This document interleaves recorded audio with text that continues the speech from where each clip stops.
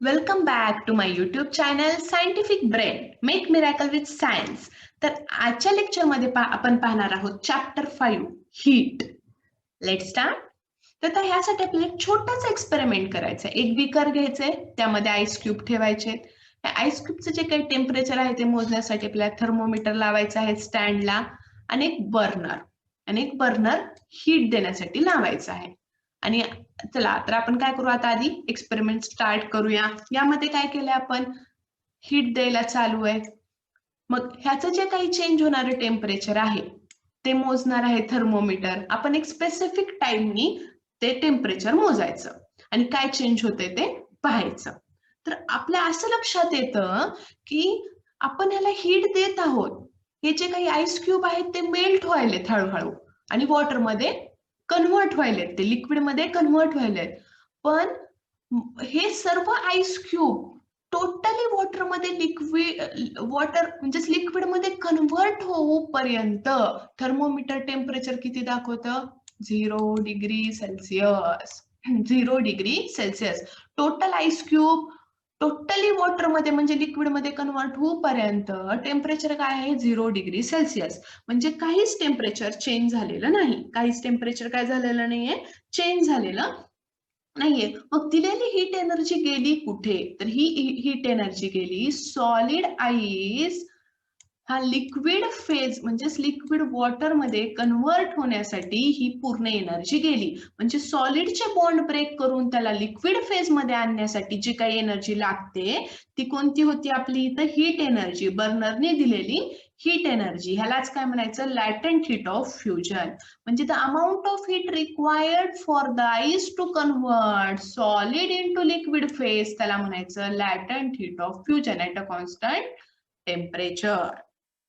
लॅटेंट heat of fusion. म्हणजे ही energy कुठे गेली? तर फेज चेंज करण्यासाठी पूर्ण एनर्जी यूज झाली. त्याच्यामुळे थर्मोमीटर काही टेम्परेचर चेंज दाखवेना झाला. आता हे जे काही वॉटर झालंय त्याला आपण काय केलं? कंटिन्युअस तसंच हीट देत राहिलो तर टेम्परेचर मध्ये चेंज दिसला, थर्मोमीटर मध्ये चेंज दिसला. हळूहळू टेम्परेचर वाढत चाललंय. पण जेव्हा थर्मोमीटर 100 डिग्री सेल्सिअसला येतं त्यानंतर काही टेम्परेचर वाढेना झालं.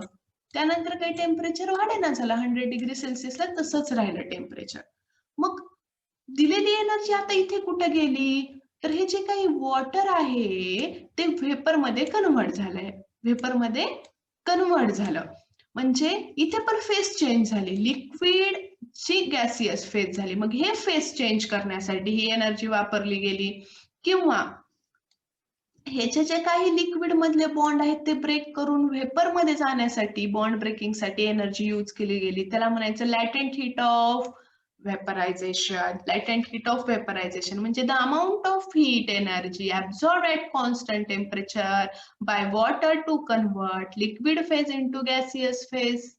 हे झालं ह्या एक्सपेरिमेंट साठी. आणि डेफिनेशन काय आहे? The amount of heat energy absorb at constant temperature by unit mass of a liquid to convert the gaseous phase. त्याला म्हणायचं latent heat of vaporisation. Vapour झाली, लॅटेंट हीट ऑफ वेपरायझेशन. तर ह्या दोन्ही डेफिनेशन फार इम्पॉर्टंट आहेत. आता सेकंड काय? रिजिलेशन. रिजिलेशन. आता हे रिजिलेशन म्हणजे काय आहे बघा. त्याची आपण डेफिनेशन बघूया. तर phenomenon in which ice converts into liquid. Ice liquid मध्ये होतं जेव्हा आपण त्याच्यावर प्रेशर अप्लाय करतो आणि जर प्रेशर आपण रिमूव्ह केलं तर पुन्हा काय होतं? ते रिस्टोअर होतं. पुन्हा ते काय होतं? रिकन्व्हर्ट होतं. म्हणजे पुन्हा लिक्विडचं आईस मध्ये होतं. त्याला म्हणायचं रिजिलेशन. म्हणजे जेव्हा आपण प्रेशर अप्लाय करणार तेव्हा ice converts to water. When pressure is released, then water converts into ice. Reconvert होतं. त्याला म्हणायचं रिजिलेशन. याच्यासाठी आपल्याला एक एक्सपेरिमेंट दिला, आपण पाहूया. यामध्ये काय केलंय की एका स्टँडवर एक आईस क्यूब ठेवला. हा आहे आपला आईस क्यूब. आणि आईस क्यूबला काय केलंय? इकडे इकडे सेम वेट लावलंय. एक मेटल वायर ह्या आईस क्यूब वर ठेवलीये इथे इक्वल वेट लावून. मग काय झालं की ही जी मेटलची वायर आहे ती आईस क्यूब वर एक प्रेशर अप्लाय करायली आहे. प्रेशर अप्लाय केल्यामुळे ती हळूहळू काय होईल? ह्या आईस क्यूब मध्ये चालली आहे. आईस क्यूब मध्ये चालली आहे. मग जसं जसं ती खाली खाली जाते आणि ह्या लोअर पार्टला येते तरीही आईस ब्रेक होत नाही. आईस ब्रेक होत नाही, आईस तसाच राहतो, वरचा पार्ट जोडला जातो. हे का आहे? कारण रिजिलेशनमुळे. काय होतं पहा, इथे सरफेस मध्ये हे मेटल वायर काय करते? प्रेशर अप्लाय करते. इथे तिनं प्रेशर अप्लाय केल्यामुळे त्याचा मेल्टिंग पॉइंट काय झाला? कमी झाला. त्याच्यामुळं हे खाली खाली खाली ही वायर डीप होत गेली. जेव्हा ती डीप डीप होत गेली आणि खालच्या सरफेस पर्यंत आली, तेव्हा इथला प्रेशर काय झाला? त्याचा रिलीज झाला.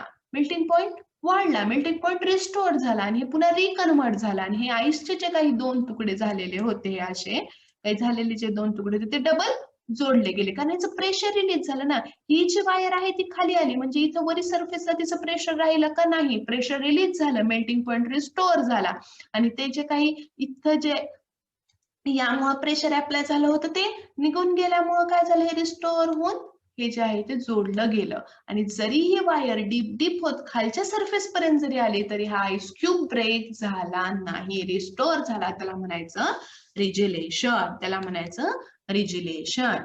Now anomalous behavior of water. anomalous behavior of water म्हणजे काय आहे?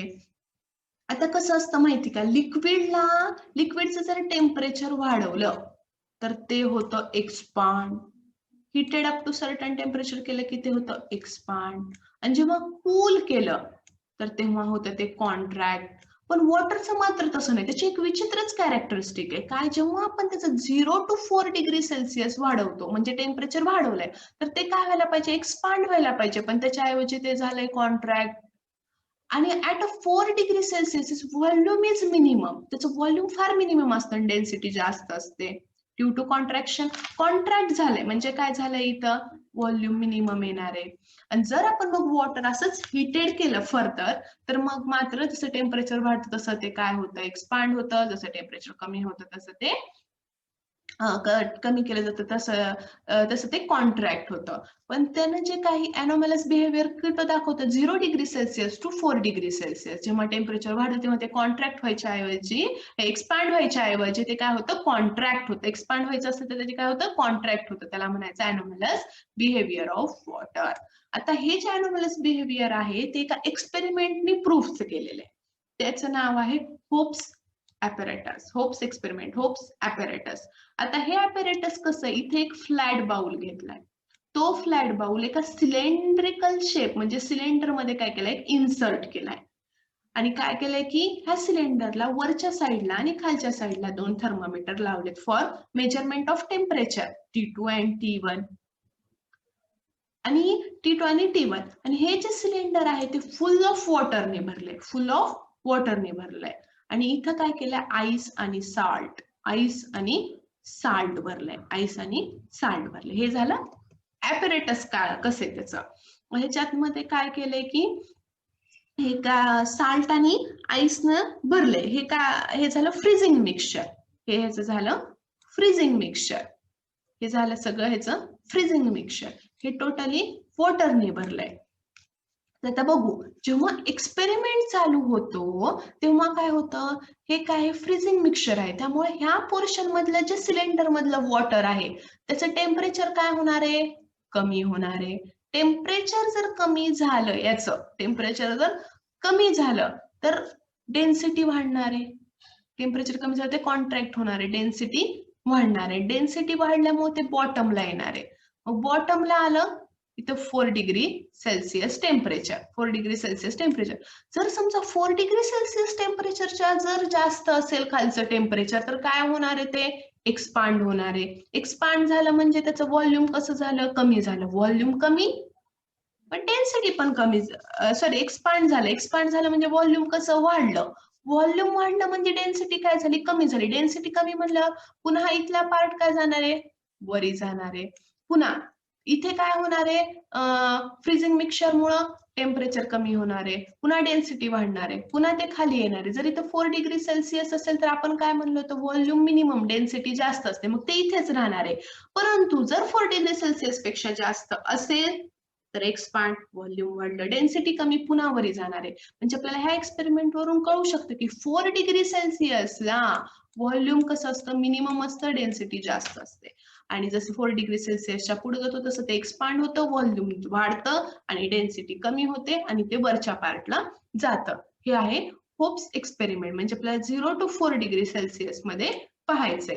मग त्याच्यात ते अप्पर पार्ट जो T2 आहे आणि T1 हे आपल्याला पाहायचंय. तर हा जो काही अप्पर T1 आहे, T1 इथला पार्ट तो फास्टली डिक्रीज होतो, पण हा त्या मानाने स्लो डिक्रीज होत असतो. T2 त्या मानाने कसा होत असतो, स्लोली डिक्रीज होत असतो. इथे दिले बघा, T2 डिक्रीजेस रॅपिडली, पण T1 मात्र कसा होतो, लोअर पार्टचा डिक्रीज होतो, पण त्या मानाने कसा होतो, स्लोली 0 डिग्री सेल्सिअस आणि 4 डिग्री सेल्सिअस. हा झाला होप्स ॲपरेटस. त्याच्याहून आपल्याला काय कळालं की अनोमॅलस बिहेवियर ऑफ वॉटर कळालं. कुठे 0 to 4 डिग्री सेल्सिअस, कारण जसं जसं 4 डिग्री सेल्सिअसला मिनिमम व्हॉल्यूम असल्यामुळं डेन्सिटी फार असते, त्याच्यामुळे ते खाली बॉटमला राहणार. जर 4 now next is due point and humidity. आता आपल्याला तर माहित आहे की 71% ऑफ अर्थ सरफेस हा वॉटरने भरलेला आहे. वॉटरमध्ये कंटिन्युअस इव्हॅपोरेशन होत असतं, त्याच्यामुळे वॉटर वेपर ह्या ॲटमॉस्फिअरमध्ये हमेशा आपल्या ॲटमॉस्फिअरमध्ये वॉटर वेपर प्रेझेन्स असतात. मग हे प्रेझेन्स ऑफ वॉटर वेपरमुळे काय होतं, मॉइस्ट होतं, मॉइस्ट तयार, ओलावा तयार होतो. आणि the moisture in the atmosphere is called as humidity. Moisture जे ॲटमॉस्फिअरमध्ये असतं त्याला म्हणायचं ह्युमिडिटी. आता एखादं व्हॉल्यूम ऑफ एअर असतं की त्याच्यामध्ये इतकेच वेपर, वॉटर वेपर प्रेझेन्स असायला हवे. जर ते त्याच्या एक्सीड झाले, त्याच्यापेक्षा जर जास्त झाले, तर तिथे वॉटर ड्रॉपलेट्स तयार होतात. एखाद्या एअरच्या व्हॉल्यूम मध्ये एवढेच वेपर असायला पाहिजे. मग ते वेपर जर तिथे सॅटिस्फाय झाले तर त्याला म्हणायचं सॅच्युरेटेड एअर. मग हे जे सॅच्युरेटेड एअर असते ती डिपेंड कशावर असते, टेम्परेचरवर डिपेंड असते.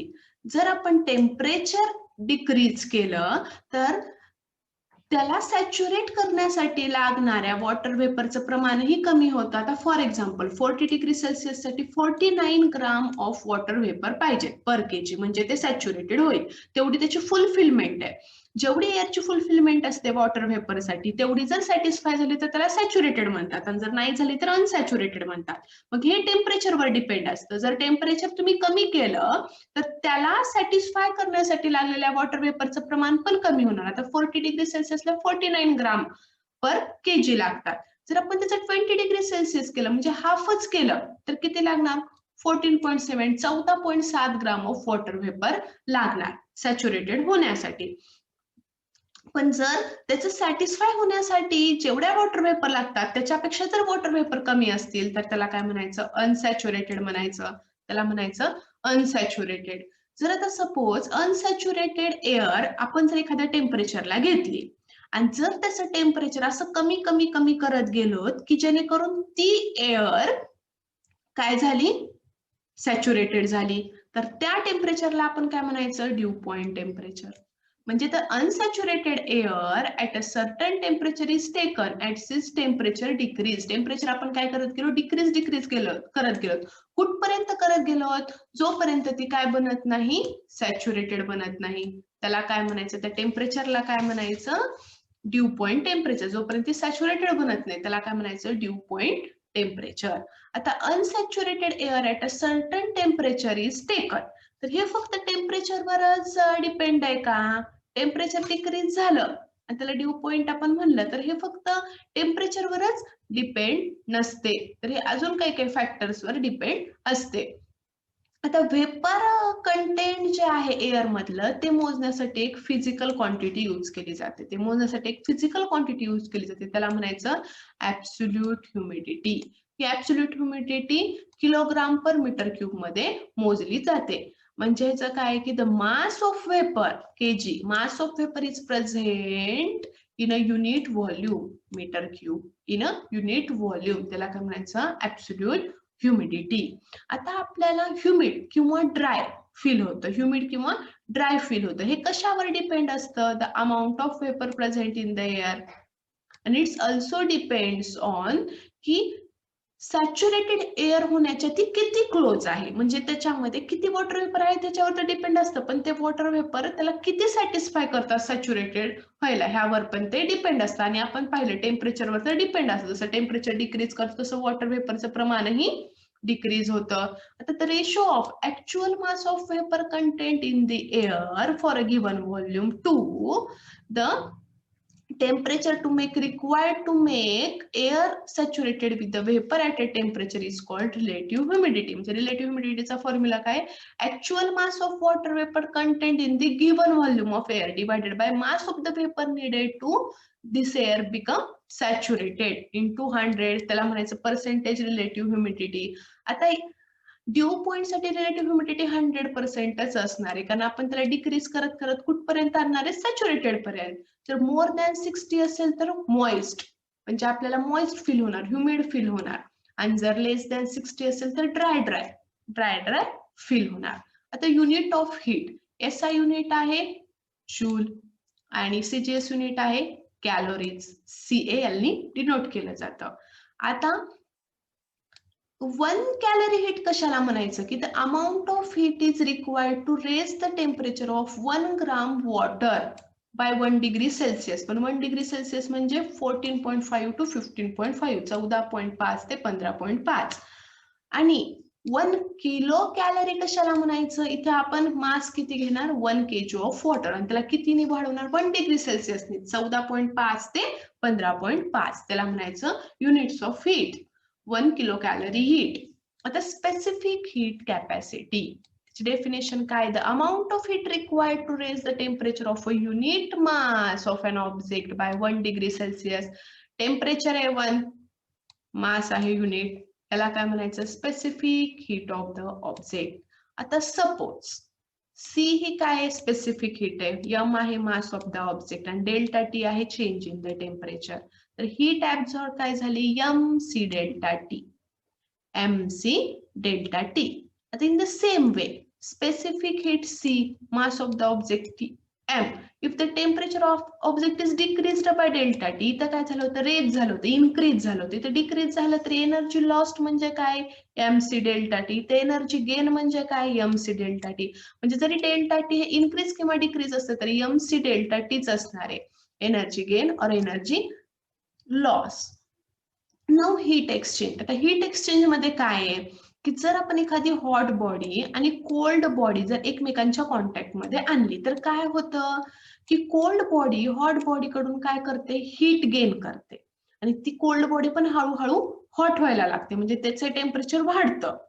असं कुठपर्यंत होतं? जोपर्यंत ह्या दोन बॉडींचे टेम्परेचर इक्वल होत नाही, जोपर्यंत ह्या दोन बॉडीचे टेम्परेचर इक्वल होत नाही तोपर्यंत हे होत राहतं.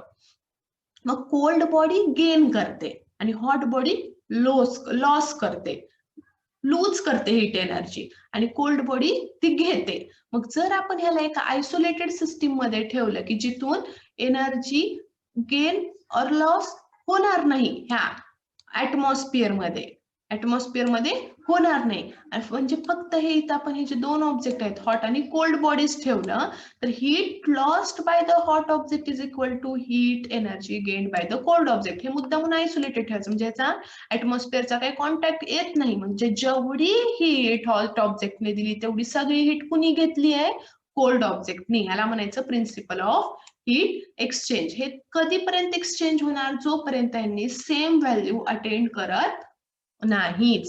अटेंड करत नाहीत, हे झालं हीट एक्सचेंज. आता मेजर ऑफ स्पेसिफिक हीट, त्याच्यासाठी आहे मिक्सिंग मेथड. आता specific heat of the object मोजण्यासाठी आपण कोणती मेथड यूज करतो? Mixing method. तर ह्या मिक्सिंग मेथड साठी जे डिव्हाइस यूज केलं जातं त्याला म्हणतात calorimeter. For this calorimeter is used. आता सॉलिड ऑब्जेक्ट की जे आपल्याला मोजायचे ते आपण कॅलोरीमीटरच्या वॉटर मध्ये काय करणार? पुट करणार. मग काय होणार? ते जे आपलं हॉट ऑब्जेक्ट आहे, हॉट सॉलिड ऑब्जेक्ट, त्याची हीट वॉटरला जाणार, वॉटर हळूहळू तापणार, म्हणजे त्याचं टेम्परेचर वाढणार. जेव्हा आपण तो सॉलिड ऑब्जेक्ट त्या कॅलोरीमीटरच्या वॉटर मध्ये टाकतो तेव्हा कॅलोरीमीटर वर्किंग व्हायला चालू होणार, तेव्हा कॅलोरीमीटर स्टार्ट होणार. आणि हे काय होणार की ते जे हॉट ऑब्जेक्टचं जे काही टेम्परेचर आहे ते कुणाला देणार? ते सॉलिड ऑब्जेक्ट वॉटरला आणि कॅलोरीमीटरला. हे कधीपर्यंत होणार? जोपर्यंत सॉलिड ऑब्जेक्टचं टेम्परेचर, वॉटरचं टेम्परेचर आणि कॅलोरीमीटर बिकम इक्वल. मग heat lost by solid object इथं कुणा कुणाला भेटली आहे हीट, एक तर वॉटर इन द कॅलोरोमीटर आणि दुसरं heat gain by calorimeter. Heat lost by solid object Q इथं काय येणार आहे M C delta T, mass of solid object, then it specific heat C आणि डिक्रीज इन टेम्परेचर, कारण टेम्परेचर डिक्रीज झालंय त्यानं दिलंय एम सी डेल्टा टी. आता हीट गेन बाय वॉटर म्हणजे mass of water, it specific heat आणि increase in temperature. कॅलोरोमीटरचं same, mass of calorimeter, its specific heat and increase in temperature. म्हणजे heat lost by hot object is equal to heat gained by calorimeter plus heat gained by water. म्हणजे Q is equal to Q2 plus Q1. Q2 plus Q1 असं काय होतं हे कॅलोरोमीटर work होतं, कॅलोरोमीटर work होतं. Heat एक्सचेंजचं इथं principal use केलेलं आहे. तर अशा प्रकारे आपला हा हीट चॅप्टर 5 इथे संपला. जर तुम्हाला आवडला असेल तर नक्की लाईक, शेअर आणि सबस्क्राईब करा आणि हा व्हिडिओ कसा वाटला तुम्हाला कमेंटमध्ये सांगा. थँक्यू.